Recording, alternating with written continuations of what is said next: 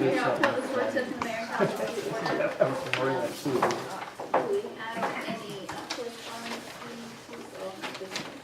We'll go through regular agenda first. Y'all received a copy of the announcements. You also have received a copy of the minutes. Are there issues with the March 23rd minutes?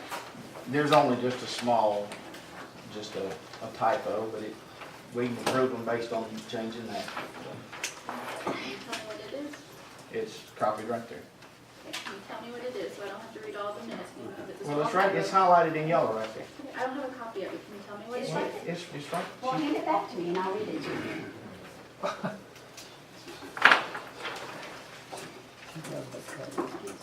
So you're gonna make a motion at the appropriate time with that amendment in it? Be happy to. Mr. Manuel, you passed out some executive session. Those are my proposed changes to the executive session minutes. Did you draft those minutes, or No, those are from Phyllis. those are just, I just corrected what Phyllis sent. okay. We need a record of what we're actually voting on, so we can't just say the minutes as given by Councilman Manuel, we need to- Everybody has a copy of it. Okay. So what do you want to say? If you want to Tell us what postpone to it say. and she can make the changes and do it next week, that's fine. I think that would be better. Okay?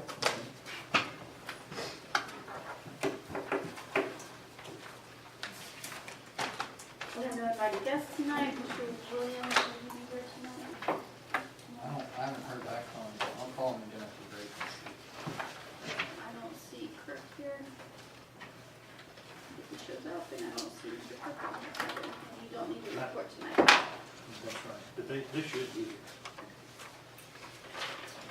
We then have second reading on the alcohol ordinance, Mr. President.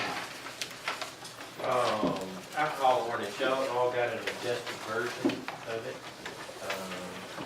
The title page got reversed, so there's in chronological order, the legal and the correction on page 7 that you requested, which was just a typo.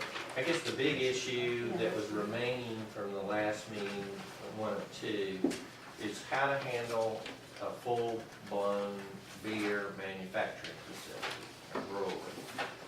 And that turned out to be simple, but a little nondescript. It is already in your ordinance under the definitional term manufacturer. And it's a big deal. The state's methodology is 3-tiered, and they regulate those tiers with their own permitting process. So the brewery falls under the manufacturer definition. You already have it. We took a look around at Athens, that has a number of breweries. They do it by that definition. That's how they set up their manufacturers, the breweries. They're all permitted under the definition. Manufacturing gets a lot more attention from the state because it's the input level of alcohol into that 3-tiered system. And so what Athens does, and every other municipality we looked at, they define it, and then they set a fee for a manufacturer. It goes on your fee list. And then after that, they just follow the state regulatory rules. One area that is unusual, this is sort of Athens, just from folks who have watched those breweries, the new breweries sort of grow in that area. They have very liberal rules with regard to sampling of manufactured, and mainly when it comes to Sunday sales. And the state's sort of given a lot of leeway in that area so that they have the events. There's a cap on the amount that can be given away or sold in a tasting situation in a manufacturer, and so that's a pretty liberal construction of those rules. And it may create an event that we need to regulate at some point, that you might want to regulate at some point.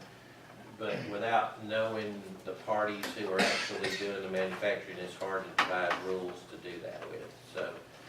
So to complete that big step is simply to add a fee to the list for a manufacturer. Once you fill out the application, which Athens recommends you use your standard application form, then it goes to the state for their approval. And so What about zoning concerns? Would that be in the zoning ordinance where we would set, where we would allow them, and then the regulations, would it be a special use permit, or do we allow them in certain zones with certain setbacks? It seems like something like that in a smaller area impacts. they're pretty, in most instances, they're pretty industrial looking facilities. I mean, they're warehouse kind of facilities. So, you know, the difference in them is that these days they're trying to give themselves a nicer look so that people will visit, you know, kind of curb appeal. Dealing with that's just your zoning ordinance, and you know, if there's a principal permitted use that is close, they probably have a right to use that. For instance, if you had a general class of manufacturing, it would probably fall in that class if it was not defined in another place. You go to the rule of, usually planning director gets to say, it's sort of your call at the first level. If there's a definitional question about it, it can be pitched to council to amend the ordinance to add the class. Or we could even, when we're going through the UDO process, we can specifically address it. Absolutely, yep.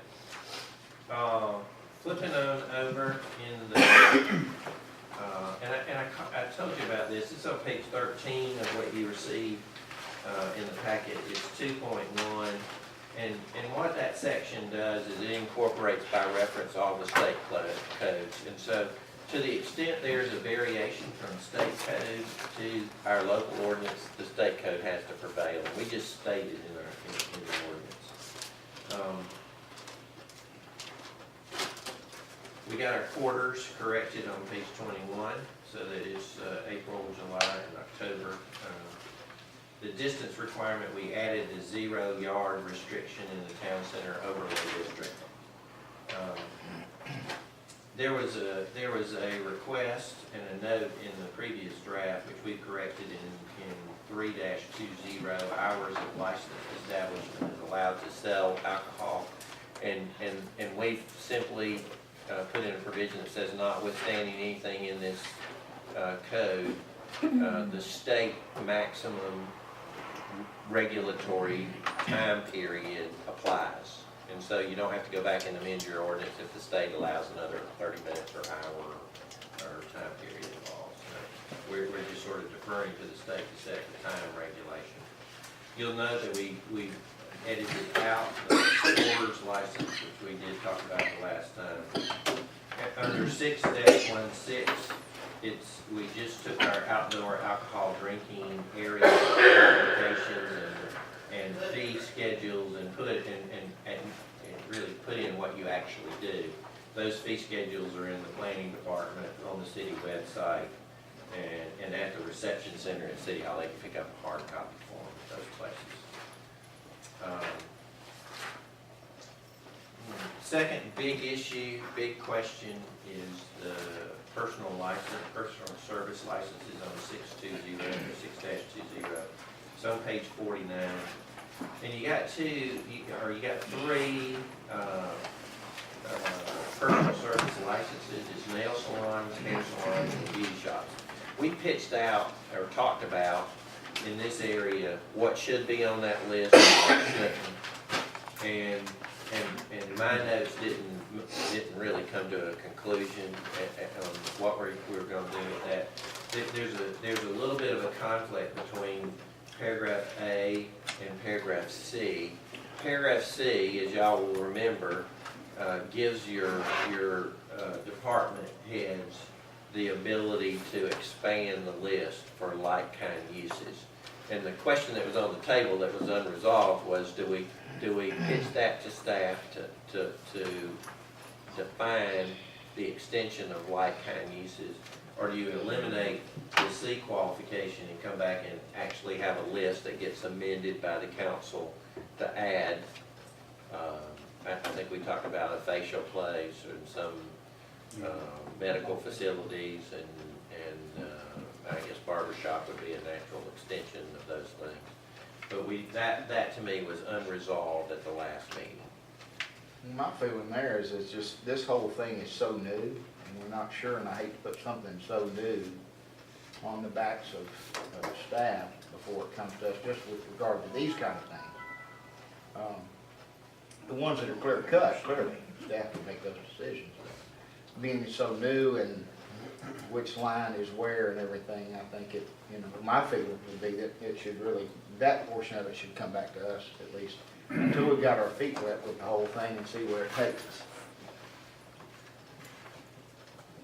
Okay, well, That Yeah, makes sense. that makes sense to me. and what I'm thinking is that really requires us to either modify or delete the C part of section 6.20. And we will do that. There was on page 50, there was a carryover of allowing beer, the same definition of the quantities of beer inside the bottle shop as compared to I believe it's the craft beer market, is where they picked up those definitions. And then the biggest issue for me in terms of making a recommendation that you guys look at one more draft before you do final action on this is that the House and the Senate both passed some new definitions, and I think it's right in front of you. Yeah, the highlighted one those. the one where they can buy, now they can buy 72 ounces or something. Right. Cooler or something like that. Right, he's got a whole bunch of new stuff that brew pubs are allowed to do. Obviously, they wanted it, they worked hard on it from the legislature. We've highlighted the areas of additional things to add to our ordinance. It's not law yet. It will, still sitting on the governor's desk, and so I'd recommend that we put these in our ordinance so that we give our competing folks the maximum ability to utilize what state law allows them to do. But Can't we after, do that like you did with the extended hours, just, refer back to the state law, that whatever the state law is will be ours too? we could, but Well, one but when it comes to definition. real This privileges is like that, There's a lot more definitions of this. right, yeah, I would So recommend. we got to put that off until the next meeting? What I'd recommend is that we get if it's, now that we got your instructions on the personal services, if we just add in these additional and come and bring back to you for second read at the next meeting, the full ordinance ready to go. And There was a time, Butch, are you aware, there was a time constraint on this ordinance for something. What was it for? Was it for, maybe we still have time. I don't remember. Kelly's not here, so she's the one that told me about it. Oh, there she is, Kelly. I'm sorry, I didn't realize you were Okay. fast. I didn't hear the whole question, no. Well, we're saying that we're going to delay the second reading on this 2 weeks.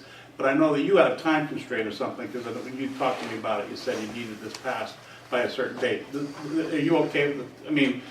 It's not something. Well, we just have to make sure it passes because everybody's in the works with everything. Are we talking Yeah, about? well, it's just a matter of 2 veterans? weeks. Yeah, so. It'd be April 27th. Yeah, 2 weeks won't impact what you're talking I think there's a problem there. okay. But okay.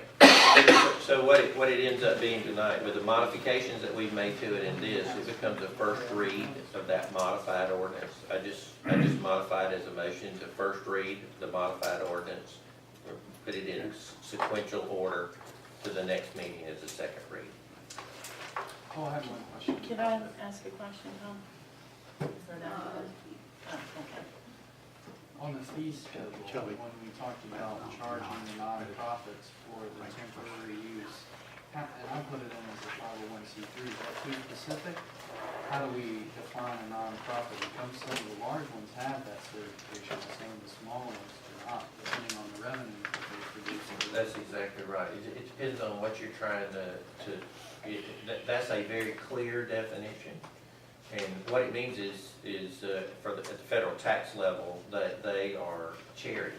They qualify for that charitable institution status. And so, you can have a nonprofit organization that's not federally tax qualified as a charity. And,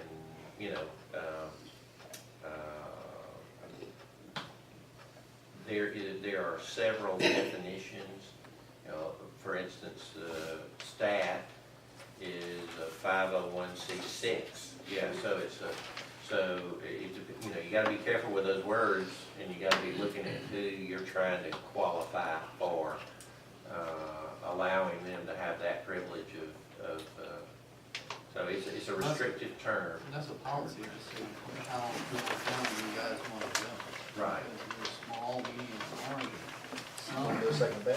Yeah, but the size doesn't Well, matter. it's the amount of money, I believe, because we were dealing with something over at St. Oliver, Knights of Columbus. Mhm. Their chapter hasn't raised enough money or something, so they don't officially get a 501c3. Our ordinance basically dictates that they can get the free permit or have the special privileges. So I don't want to get into that situation on that. If everybody's okay with it, I just wanted to make sure it was brought to the surface. We can look at it. But a 501c3, I mean, All 501s Anybody can- are, I mean, there's well, not all a- 501s are charities, but not all charities are 501s. That's right. And they're not they're really They're not not, charities. they're not all charities either, Yeah, they're yeah. just nonprofit. Yeah, There's probably 23 different criteria. There's 501c1, 501c2, 3, all the way down to 23 or something like that. I mean, it could be hospitals, it could be civic organizations, it could be homeowners associations. There's just a lot of things that don't pay tax under federal tax law. What makes them different, the 501c3, the contributions anyone makes to a C3 organization is tax deductible. Oh. That's what makes them different. yeah, that's than the only everything reason to else. use that definition, is if you're targeting, and it's obviously, for the most part, churches. I mean, that's what your 501c3, I'd say. Well, and actually, probably churches are 80%. even a different, I don't think they're under C3, they're under, churches are another number. 80% of that would be Yeah. a church or a related organization. Yeah. Which you really think of as a charity that you give money to. Well, flip side is they're health organizations that raise money to fight different diseases. Right. All of those are qualified. Right. So it's whether the donor gets a tax deduction for making contributions there. Now, a lot of your folks who are putting on, they're nonprofits who are putting on events, but they're not charities. Right. If you carve it out as a charity organization, federal qualified, then that list is gonna be short for doing the types of events. I don't think that's the intent with the fee reduction, so we need to just look at that and see exactly what we want to include. Okay. Yeah, because I think the intent with a fee reduction for a charitable organization is that in order to qualify as a charity, you've got to be doing something for the public good, something for the public welfare, and that type of thing. So, if somebody's out there really trying to do something in that charitable bent, that's what you want to cut their fees a little bit to help them do what they're doing. But In the ordinance, if we leave it discretionary though, then it opens up. you're going to have a nightmare. Right, so that's why. If you make it charitable, that limits it, right? Well, that's what we're saying, we want you do the definition of what we mean by charitable. Yeah, that's all. That's not associated with the IRS. Yeah, if you want a certain I don't know how you to, frame is there a that to make sure, nonprofit because. that's legitimate that is not a 501? Yeah, Of Yeah, some it's sort? not- the Oh, qualifying, yeah, there's the a lot. qualifying group for us is the Secretary of State's office qualification as a nonprofit enterprise. I mean, that's where you really get your nonprofit status. And you have to qualify, and there are sworn statements regarding your operations that go with that definition. So that would be my recommendation, is to stick to the Secretary of State's definition.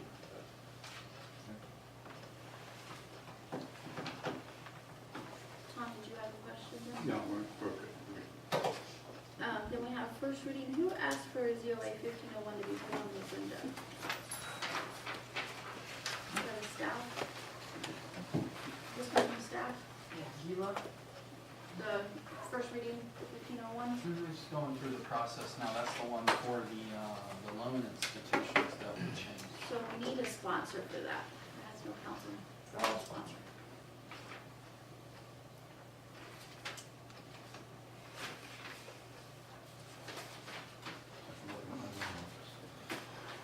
Do you have anything else to tell you about it?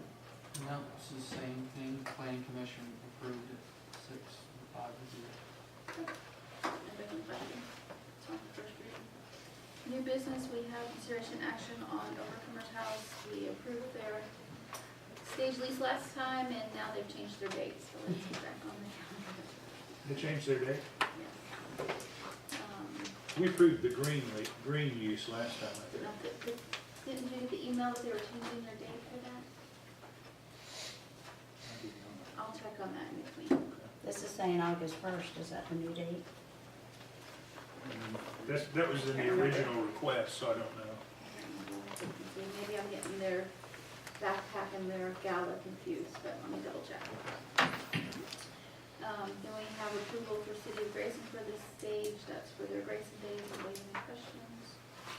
Then we have, the sign bridge for the CFI, Mr. Would you, Stevens. the next step in the CFI progress is to have Gresham Smith, that has been, Gresham Smith and Partners, who, the engineering firm that's been involved in this project from the very beginning, do the feasibility and design and approval from DOT for there are two bridges here. You have the signal bridge at the intersection, and you have sign bridges leading in to at the start of the CFI.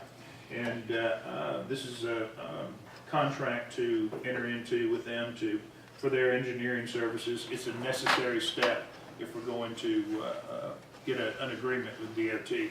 DOT has been very positive about giving us the credit for their investment in their span wires, but this will nail it down, and we'll have an exact number. So I'm recommending that this be approved.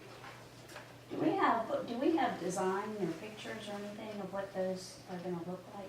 No, that's what this will This will, this will do provide. that. I have those We have- general pictures they sent us a while ago.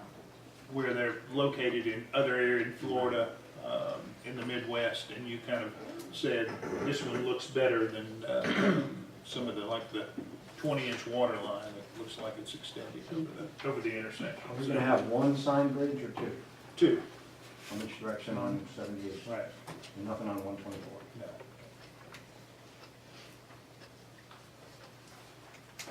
Any other questions? Then we have the workplace safety policy.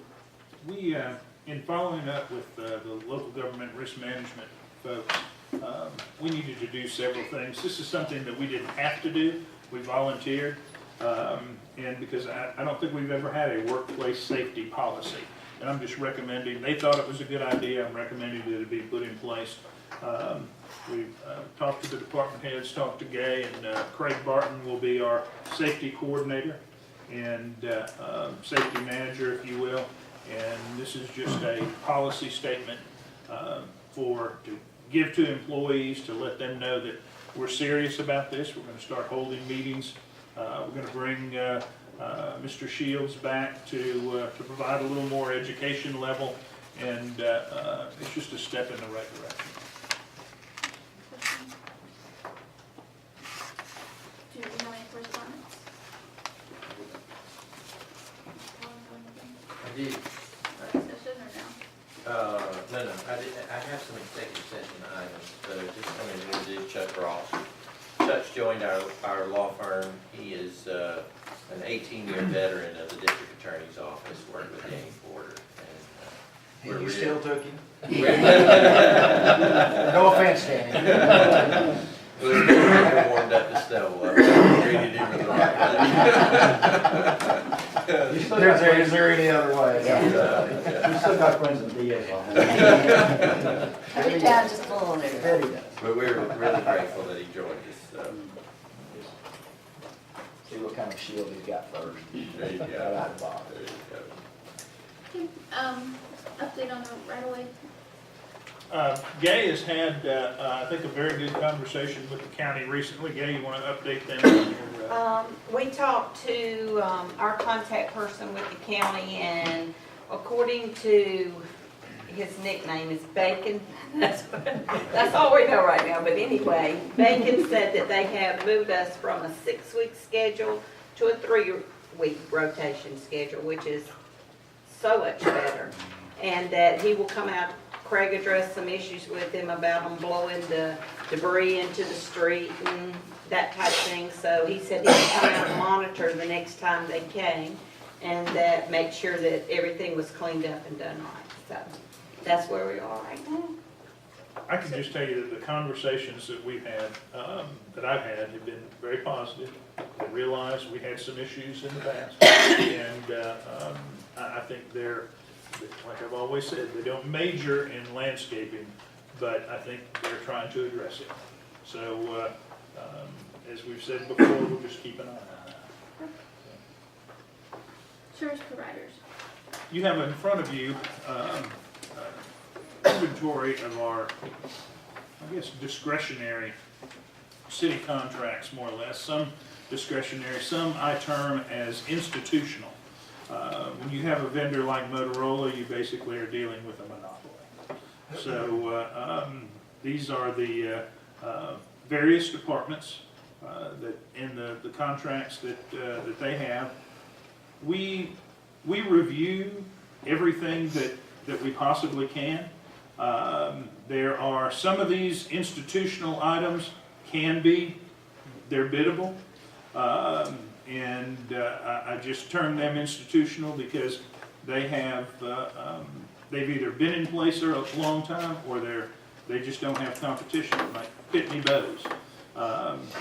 When you make a decision, for instance, in municipal court, when you choose a software provider, you go with Courtware, that's not a short-term decision.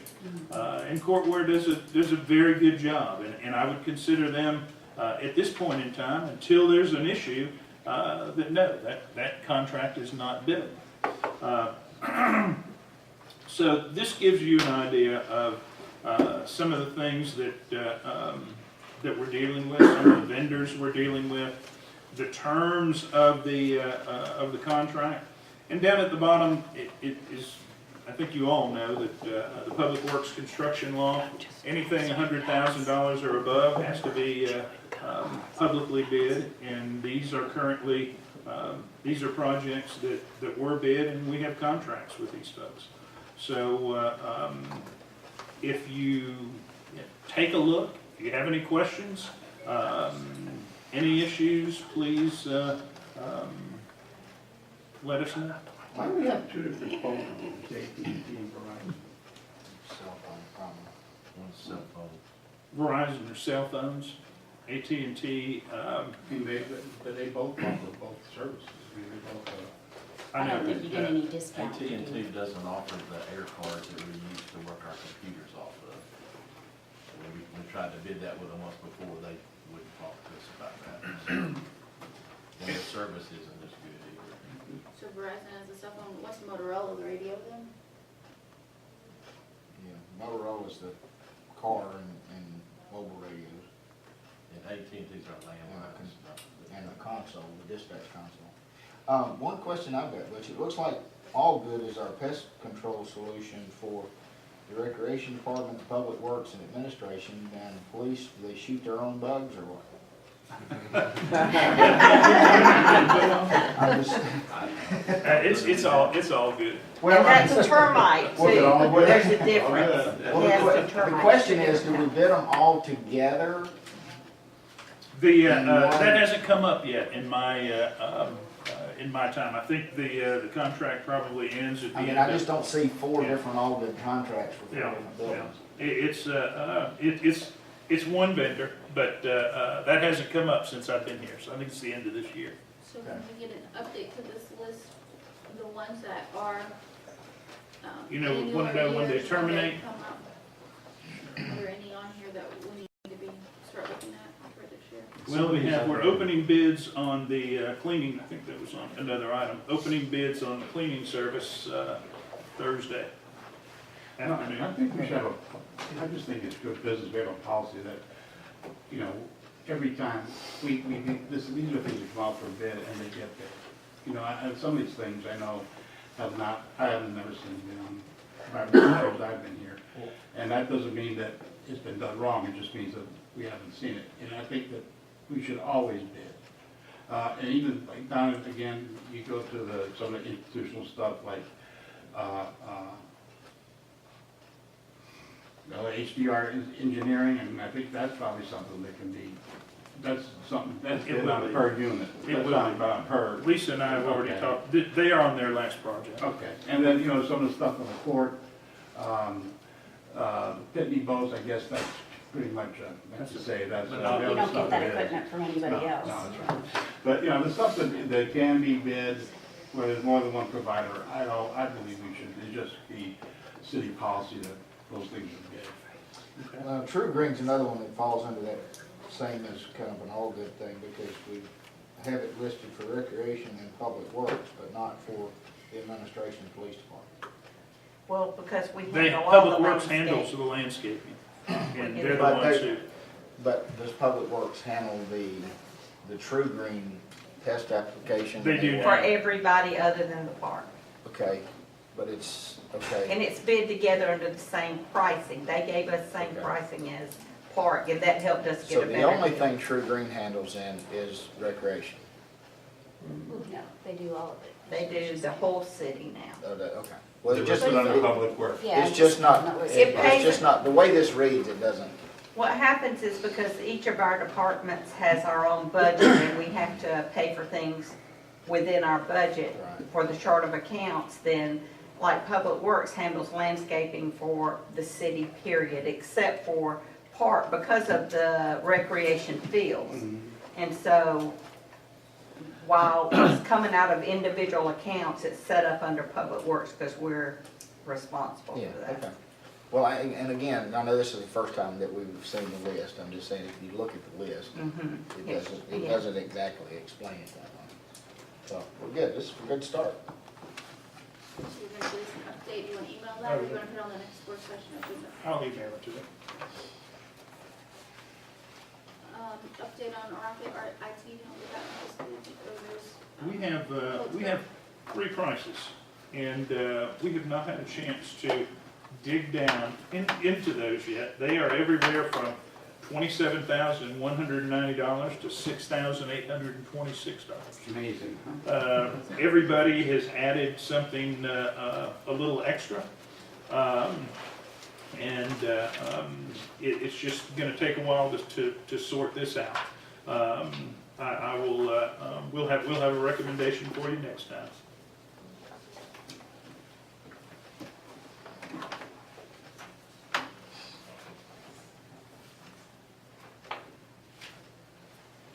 To your website.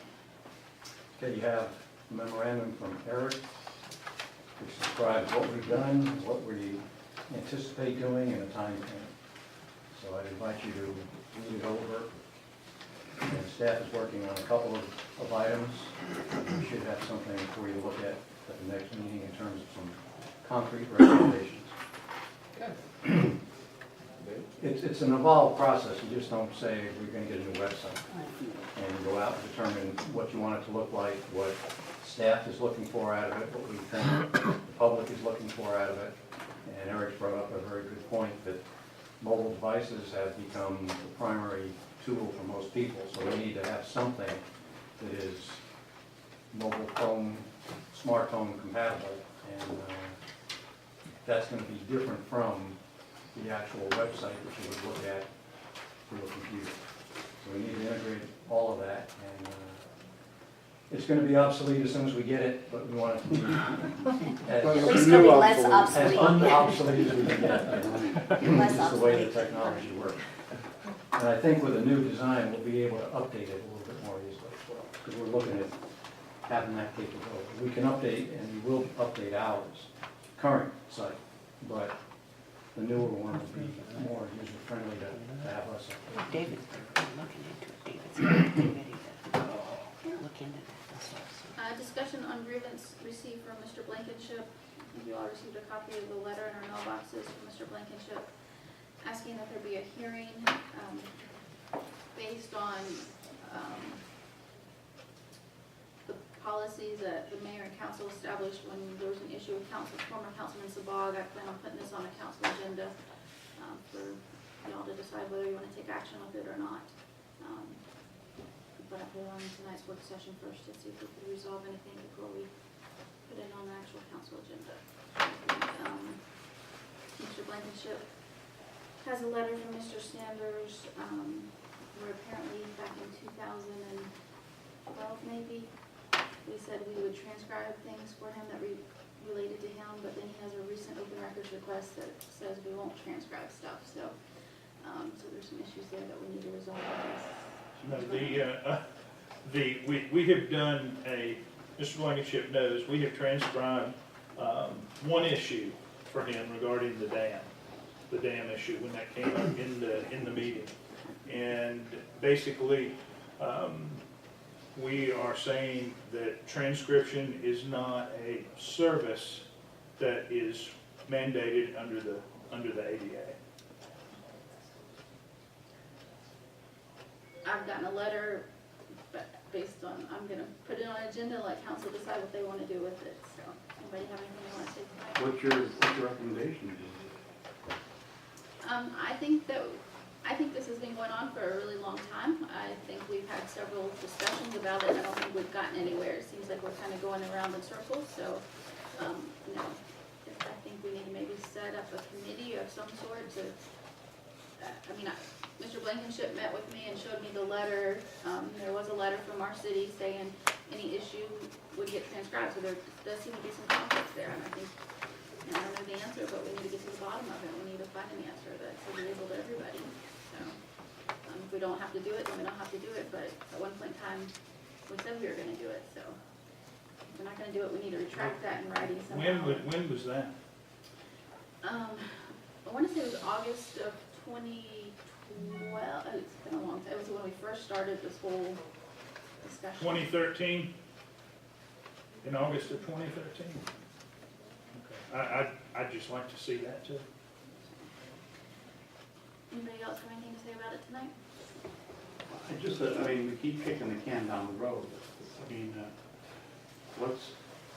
What you're recommending that we do have a committee, is that what you're saying? I don't know the answer, I just know that there's been, I think we need to look into it, because I think it's been going on for a really long time, and we haven't resolved anything.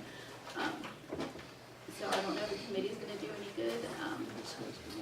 I have some recommendations, but they're Attorney Fire Privilege recommendations, so I would add this as an item to my request for executive session. Update on the development rate process. Have we, bid this out, unified development? We have. I think you We told have. us this in our report, but I had already put it on the We agenda by have, the time we got the and report. we received bids on Friday, and we just need to interview the two companies that bid, both Jacobs and Tennell, Spangler and Walsh. We need to sit down and clarify some things. Big difference in price again? The prices were very high, Both of them are high? very high, yes, and you could cover them with a blanket. And I know it has been several years since I've gone through this process, but I wasn't expecting $230,000. What does that mean to cover them with a blanket? They were very close together. I got $230,000. They were within.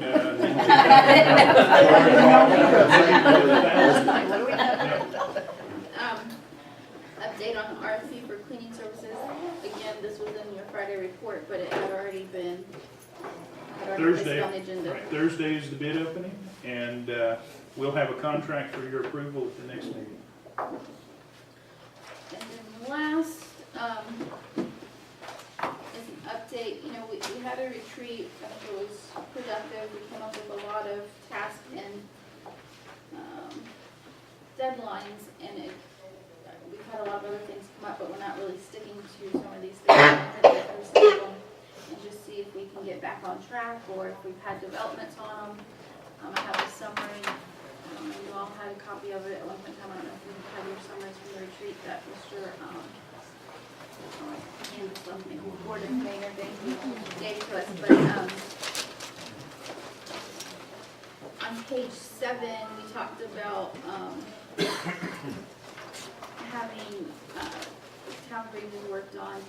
We talked about identifying grant opportunities at both the state and federal level as something that we're going to be doing ongoing, but I don't know if we're making any progress on that. Do we need to do something to address that? I guess the ARC is going to be here next time to talk about the small grant, administrative grant that we received. And all I can tell you is we'll try to be as competitive as we can be. No, there has not been a lot of time to do that, but you know, I guess there were basically 3 applications, weren't there? And the larger ones were not funded. Well, the only ones they funded in the larger one were the ones that were in dire need of, in their mind, in dire need of updating. Ours was 1 year off that. So we'll be in dire need in 16. Are there any other avenues out there besides the ARC we can be looking at, though? I mean, I loosely keep an eye on the DCA. Every now and then they'll do something, but it's unlikely that we would qualify for those because we're not in a tier place for them. What about at the federal level?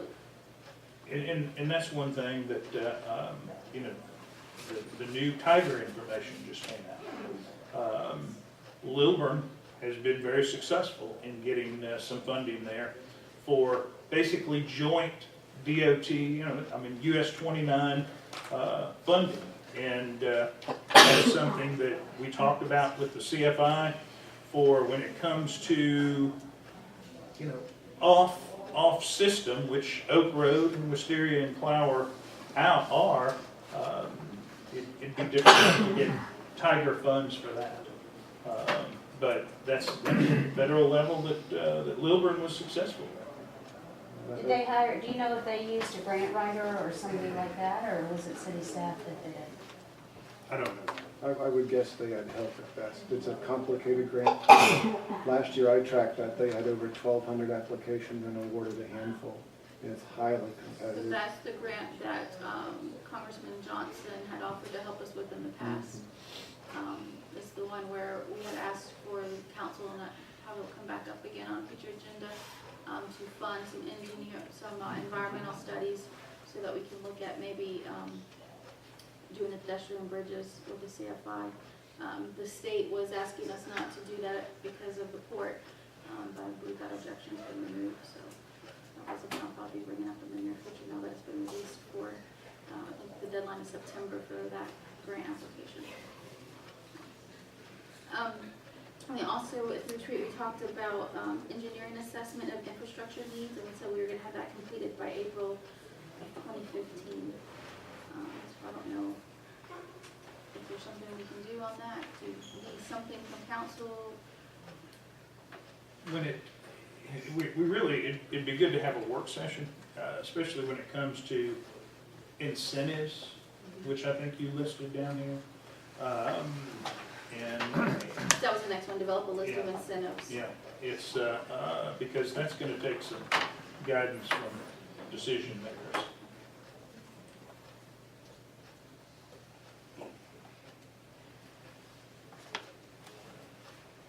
Alright, so we'll look at maybe throwing out some dates for a special call, work session on that. Very good.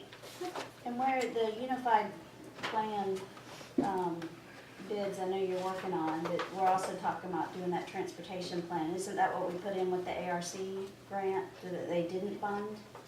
To be able to do the transportation plan and stormwater assessment for downtown? Stormwater, yes. I don't believe the transportation plan. because it's a city Transportation line. plan will be a separate RFP. That'll be the next RFP that goes out. Okay, so that'll be coming up here shortly. That's the last one on the list. Once you get the LCI done, Butch, when's that gonna be finished? Well, I was late to this meeting because of our esteemed contractor. But, I thought I might see you out there with a chainsaw knocking on some telephone poles.